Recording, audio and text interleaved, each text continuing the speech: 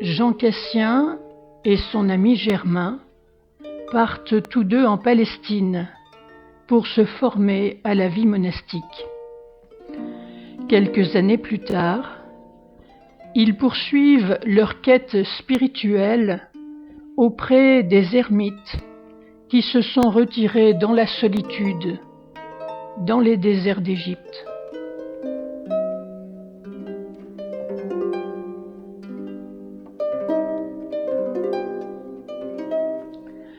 Quand un homme cesse d'être troublé par ce que les autres pensent de lui, il commence à découvrir sa réalité intérieure.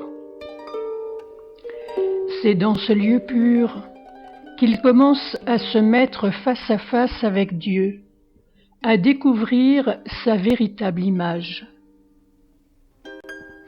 Lorsque l'homme entre en lui-même, il voit son image vraie et il voit Dieu avec son cœur.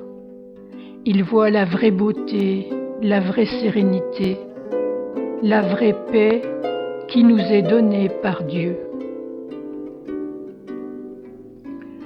Commençant à se mettre en accord avec cette sérénité et cette paix, il trouve le repos de l'âme. C'est le début de la vie dans la solitude. Pour que l'amour soit tranquille et que la tranquillité soit aimante, nous devons avoir le cœur pur. Tel est le but de toute la recherche du moine. Dans son premier sens, la méditation évoque la répétition continuelle, la patiente rumination des mêmes mots. Jean Cassien l'appelle le bercement du cœur, semblable au tangage d'un bateau balancé par la houle de l'esprit. Le cœur roule en lui la parole de Dieu pour se l'approprier lentement. Un mot ou un verset peut toucher notre cœur. Nous pouvons le répéter au cours de la journée. Ces paroles approfondissent au plus intime du cœur l'espace où la prière pourra jaillir plus librement, jusqu'au jour où toute la vie du priant, tout son comportement et tout le roulement de son cœur seront devenus une seule et unique prière ininterrompue.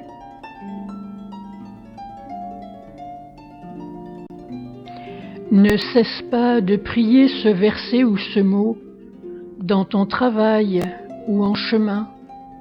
Cultive-le en t'endormant ou en mangeant. Cette pensée te purifiera et t'enflammera du feu indicible de la prière, dont l'expérience est réservée au petit nombre.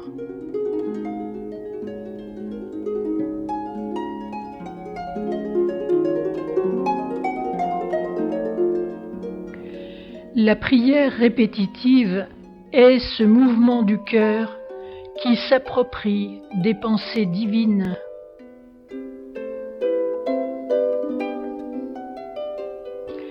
Les pères du désert recommandent aux solitaires ces courtes prières qui sont des armes dans le combat spirituel, dans la tentation ou contre les distractions. Elles sont un moyen de rester unis à Dieu durant toute la journée. La lecture spirituelle est une aide concrète pour nous conduire au seuil de la prière. Lire superficiellement ne nourrit pas. Au XIIIe siècle, saint Thomas d'Aquin relisait sans cesse les conférences de Jean Cassien. Saint Jean Cassien redoute la colère par-dessus tout. L'impatience et la colère viennent du fait que l'on n'accepte pas l'autre tel qu'il est. Tel est le signe auquel on peut reconnaître un cœur pur. Il n'accuse plus, il est délivré du mal.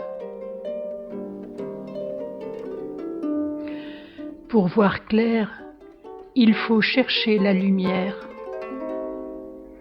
Pour voir Dieu, il faut chercher l'amour.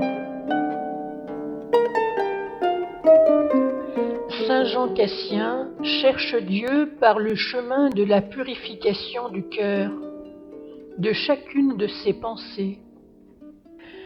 Faire quelque chose sans amour, voilà ce qui rend l'homme impur.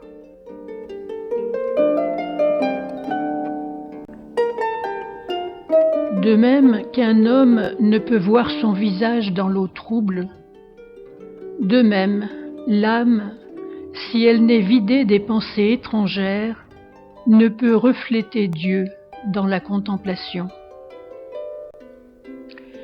Il est impossible que l'esprit ne soit traversé de pensées multiples, mais il reste possible à qui veut en prendre la peine de les accueillir ou de les rejeter. Leur naissance ne dépend pas de nous entièrement, mais nous sommes bien les maîtres de les désavouer ou de les accueillir. La lecture assidue et la méditation continuelle des Écritures n'a pas d'autre but que de faire naître dans notre mémoire des pensées divines. Le chant répété des psaumes est destiné à nourrir le regret de nos fautes. L'éveil, les jeûnes et la prière ont pour dessein d'affiner tellement l'âme qu'elle perde le goût des choses terrestres et ne veuille plus contempler que les célestes.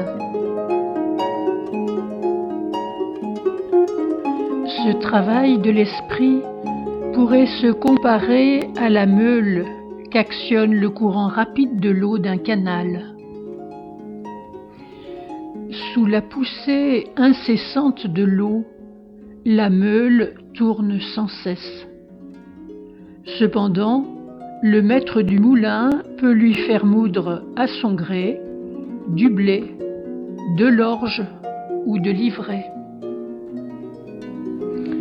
Ce qui est certain, c'est que la meule ne moudra que ce qui lui sera fourni par celui à qui le soin de ce travail a été confié. De même, l'âme se sent-elle pressée durant la vie présente par un flot continu de pensées. Et le soin lui est confié de voir quelles pensées elle doit écarter et lesquelles elle doit rechercher. Si nous recourons à la méditation constante des Écritures, si nous élevons notre mémoire au souvenir des réalités surnaturelles et au désir de la perfection, à l'espérance de la béatitude future, les pensées qui naîtront de là seront nécessairement spirituelles et maintiendront l'âme dans les hauteurs. Si, au contraire, cédant à la paresse et à la négligence, nous nous laissons envahir de pensées coupables et retenir par des conversations inutiles, si nous nous embarrassons des soins de ce monde et de sollicitudes superflues, de là germera comme une sorte d'ivraie, travail funeste à notre cœur que de broyer ce grain.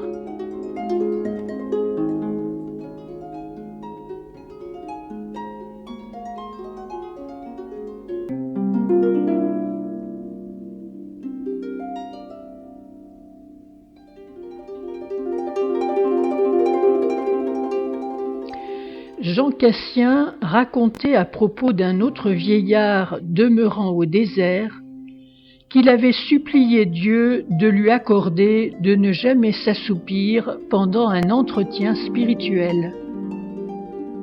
Mais si quelqu'un proférait des paroles médisantes ou vaines, de s'endormir aussitôt, afin que ses oreilles ne goûtent jamais de ce poison.